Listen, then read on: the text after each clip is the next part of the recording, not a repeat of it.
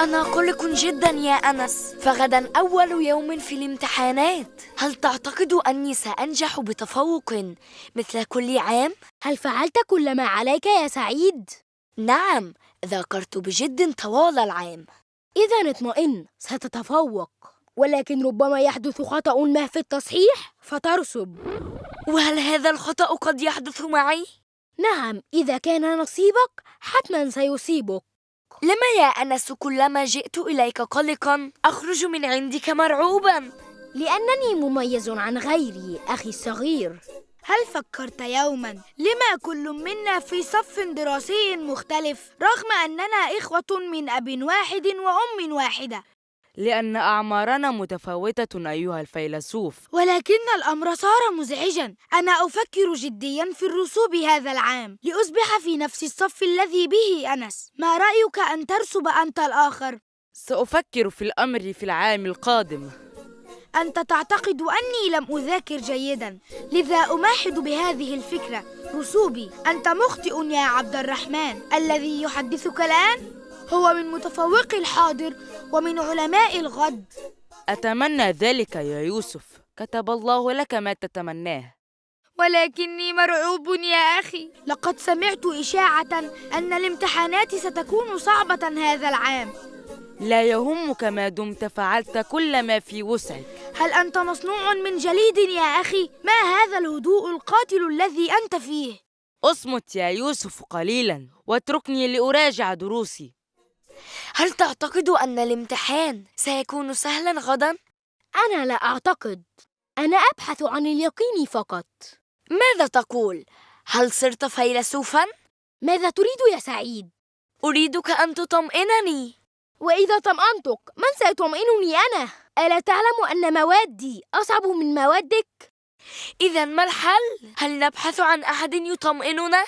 لا، الأفضل أن نبحث عن أحد يذهب بدلاً عنا للامتحان. هل هذا ممكن؟ هيا يا سعيد، اذهب لغرفتك ونم. يجب أن نستيقظ مبكراً لامتحان الغد. لماذا المعلمون يمتحنوننا ونحن لا نمتحنهم؟ لغز محير. اثبتي أيتها المعلومات في الرأس. ماذا تفعل؟ إنها طريقة ابتكرتها لتثبيت المعلومات في الرأس. هل هي طريقة ناجحة؟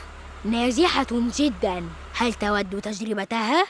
بالطبع. أيتها المعلومات، اخرجي من رأس سعيد للأبد. ماذا فعلت؟ هيا أعد لي المعلومات. ماذا بكم يا أولاد؟ لما أنتم متوترون هكذا؟ لأن هذا أول يوم في الامتحانات، ولكن الغريب في الأمر هو هدوء عبد الرحمن المريب. هل يمكن أن تخبرنا بالسبب يا عبد الرحمن؟ سبب هدوئي أني متوكل على الله. توكلوا على الله ولا يهمنكم شيء. استمعوا إلى الحديث الشريف عن أبي العباس عبد الله بن عباس رضي الله عنهما قال: كنت خلف النبي صلى الله عليه وسلم يوما فقال: يا غلام، إني أعلمك كلمات، احفظ الله يحفظك، احفظ الله تجده تجاهك. طمأنتنا يا عبد الرحمن، بارك الله فيك. ما أجملك يا عبد الرحمن، تطمئنني دائما بكلامك. قلت لك إني مميز، هو يطمئنك وأنا سأرعبك. لا. السلام عليكم ورحمة الله وبركاته. أريد أن أعرف لكم اسمي الكامل محمد أسرار. أنا من قرية Kedungsari, Nahiyah Maron, Probolinggo, Jawa Syarqi. Langsung saja saya akan menjelaskan cerita tentang dua teman, yaitu Anas dan juga Said. Langsung saja. Aku sangat gelisah, Anas. Besok adalah pertama ujian. Apakah kamu berpikir aku akan berhasil seperti tahun lalu? Said menjawab, apakah kamu sudah melakukan semua yang harus kamu lakukan? Lalu dijawab, ya, aku mengulanginya dengan serius. Maka tenanglah, kamu pasti akan mencapainya. Tapi mungkin jika terjadi kesalahan dalam pengoreksian, maka kamu akan gagal. Dan apakah kesalahan ini akan terjadi padaku? Tentu saja, jika itu menimpamu, pasti akan menimpamu, wahai Anas. Lantas mengapa setiap aku datang padamu dengan perasaan gelisah? Aku merasa takut ketika keluar dari kamarmu. Karena aku berbeda dengan yang lain. Adik kecilku, pernahkah kamu berpikir kenapa kita semua berada di kelas yang berbeda? Meskipun kita memiliki ayah dan ibu yang sama. Karena usia kita berbeda-beda. Ini sangat mengejutkan. Ini sangat menjengkelkan. Aku sangat memikirkan tentang kegagalanku tahun ini. Aku berada di kelas yang sama dengan Anas. Bagaimana pendapatmu tentang menjatuhkan yang lain? Aku akan memikirkan masalah ini tahun depan. Kamu pikir kalau aku belum belajar dengan baik, jika aku datang dengan ide ini, kegagalanku, kamu salah, Abdurrahman. Orang yang berbicara denganmu sekarang adalah pemimpin dan ulama masa depan. Aku juga berharap begitu, Yusuf. Allah telah menulis untukmu apa yang kamu inginkan.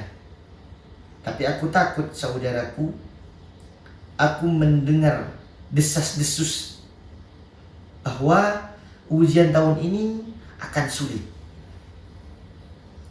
Aku tidak peduli apa yang kamu bicarakan. Aku akan melakukan apa yang aku bisa. Lantas, apakah kamu terbuat dari es?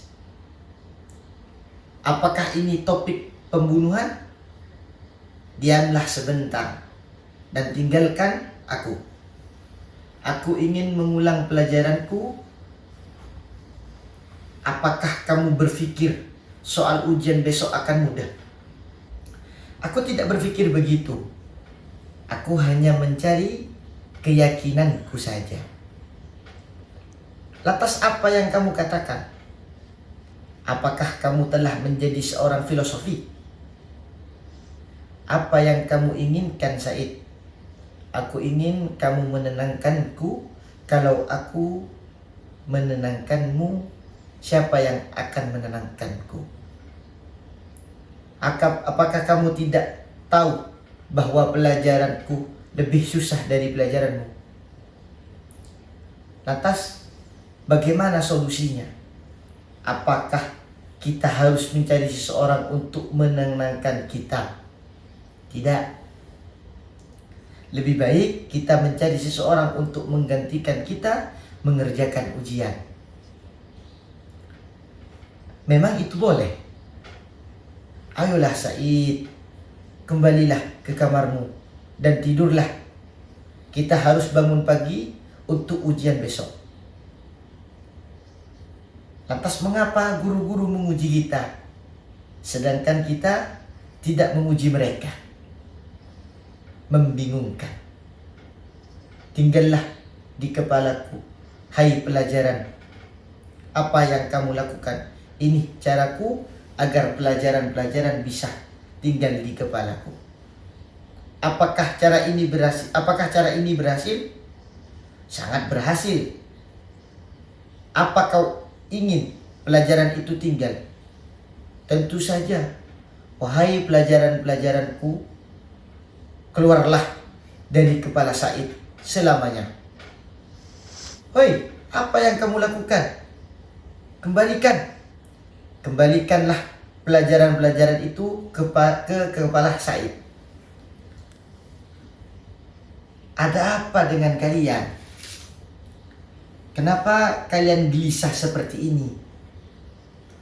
Karena hari ini pertama ujian. Tapi kemenangan tahun lalu adalah kemenangan Abdurrahman yang mencurigakan. Lantas bisakah kamu memberitahu kami alasannya Abdurrahman? Alasan aku tenang karena aku berserah diri kepada Allah. Berserah dirilah kepada Allah, maka tidak ada yang akan menghancurkanmu. Dengarkanlah hadis mulia ini dari Abu Abbas Abdullah bin Abbas radhiyallahu anhuma. Beliau berkata, hadis hasan, aku pernah berada di belakang Rasulullah sallallahu alaihi wasallam. Kemudian beliau berkata, wahai anak-anakku, aku akan mengajarimu beberapa kalimat. Jagalah Allah, niscaya Dia akan menjagamu. Jagalah Allah, niscaya engkau akan mendapatinya di hadapanmu. Abdurrahman, kamu telah menenangkan kami. Semoga Allah memberkaimu. Betapa baiknya dirimu Abdurrahman. Perkataanmu selalu menenangkanku. Sudah kubilang padamu, aku berbeda. Dia menenangkanmu dan aku menakutimu.